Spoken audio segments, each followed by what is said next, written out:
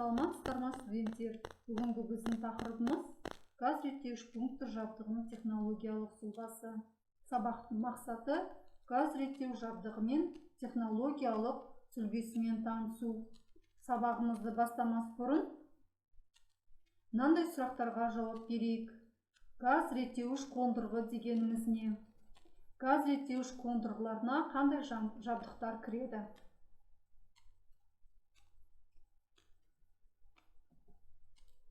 Газ реттеу пунктінің арналуы газдың кіріс қысымымен белгіленген деңгейге дейін төмендетуге және оны тұрақты шығуда ұстап тұруға арналған технологиялық жабдықтар мен құрылғылар кешенін айтады.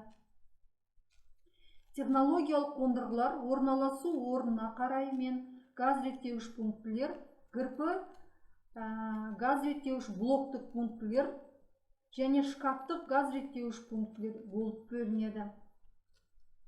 Жалпы газ реттеу пунктілері арнайы ғимараттарда орнатылса, ал блоктық типтегі газ реттеу қондырғылары контейнердің ішінде монтаждалған газ реттеуіш пунктілерді заводтарда жинақтап, сынақтан өткізеді. Шкафтық газ реттеуіш пунктілер технологиялық қондырғылар шкафтық типтегі контейнерлерде орналастырылады. Газ реттеуіш пунктілерді қызметі мен техникалық тиімділігіне байланысты ғимараттарға жақын орналасқан қосалқы бөлмелерде, бір қабатты өндірістік ғимараттар мен қазандық бөлмелерде, жеке тұрған ғимараттар мен үймереттерде орналастырылады. Газ реттеу қондырғылары елді мекендерде, қалаларда және өнеркәсіп пен коммуналдық мекемелер ауласында орналасса, газ реттеу қондырғылары газбен жабдықталған жеке ғимараттардың ішінде орналастырылады. Қолданылуына қарай газ реттеу орындары желілік және объектілік болып бөлінеді.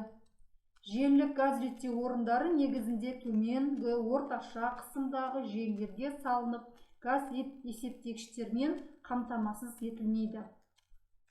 Ал объектілі газ реттеу орындарының желіліктен айырмашылығы мұнда газ есептегішінің болуында болып келеді.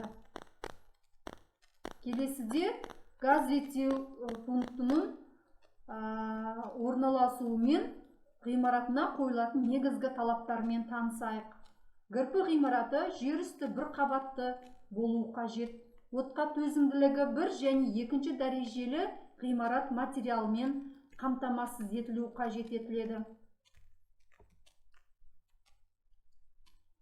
ГРП ғимаратын жабу, яғни шатыр жабуы жеңіл материалдан дайындалуы қажет. ГРП ғимаратындағы есіктер сыртқа қарай ашылады.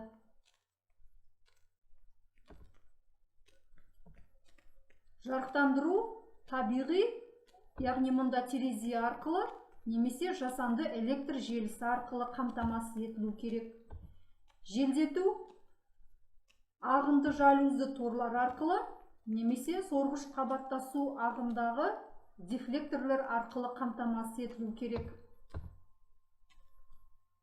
Өрт қауіпсіздігіне келетін болсақ, өрт сөндіру құралдарымен жалпы газ реттеу қондырғылары қамтамасыз етілу керек. Сонымен қатар газ реттеу қондырғылары жылыту жүйесімен де қамтамасыз етіледі.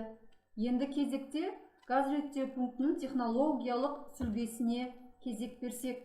Жалпы технологиялық сүлбеде мынандай қондырғылар орналастырылады.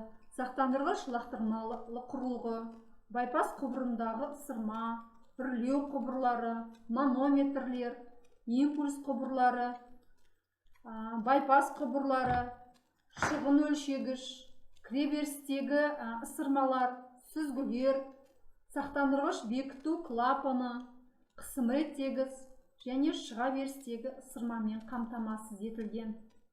Енді осы негізгі жабдықтарға жеке-жеке тоқтала кетейік. Жалпы бекіту құрылғысы газ реттеу қондырғыларында газ ағынын ашып жабу үшін қажет етіледі. бекіту құрылғыларға, мысалға сырмалар орнатылуы мүмкін.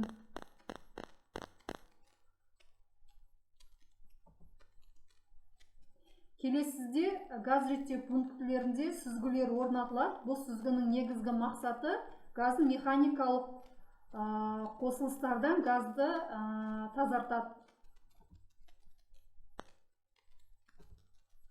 Келесіде сақтандыру, бекіту клапандары орнатылады. Газдың реттеуіштен кейін газ қысымы берілген мағынадан ауытқып, жоғары көтеріліп немесе төмендеп кеткенде газдың берілісін жауып тастайтын сақтандырушы ысырмалы клапан. Келесі газ қысымын реттегіштер орнатылады. Газдың қысымын оның шығынына қарамастан тұрақты деңгейде ұстап тұратын немесе төмендететін қысым реттегіштер орнатылады. Келесі сонымен қатар лақтыру клапандары да орнатылады. Лақтыру клапанның негізгі мақсаты реттеуіш пункті сүлбесіндегі қысымын берілген шамадан асып кетпес үшін артық қысымды атмосфераға лақтырып, сақтандырғыш лақтырмалық құрылғылар орнатылады. Сонымен қатар газ реттеу пунктінде газдың реттеуіштің алдында, реттеуіштен кейін қысымды өлшейтін айналмалы газ құбырларында манометрлер орнатылады. Сүзгідегі қысымдардың ауысуын, оның ластану деңгейі туралы қорытынды жасауға мүмкіндік беретін дифманометрлер, газдың шығын өлшеуіштер, шығын өлшеуіш алдындағы температураны өлшейтін термометрлер, тағы да басқа бақылау өлшеу приборлары да орнатылады. Газдың қысым реттеуіштерді сақтандырушы ысырмалы клапандарды, сақтандыруш лақтырмалық құрыларды, бақылау өлшеуіш приборларды, құбырларға жалғастыру үшін қолданылатын импульстік құбырларды орнатылады. Байпас желісі негізі қондырғыларды жөндеу жұмыстарын жүргізілетін кезде деп айттық. Жалпы қондырғыларды алмастыратын кезде мезгіл осы ГРП ішіндегі қондырғыларын жөндеу кезінде немесе сыртқы жұмыстары кезінде осы байпас желісін іске қосып отырады. Осымен біздің сабағымыз аяқталды. Назар қойып тыңдағандарыңызға рахмет.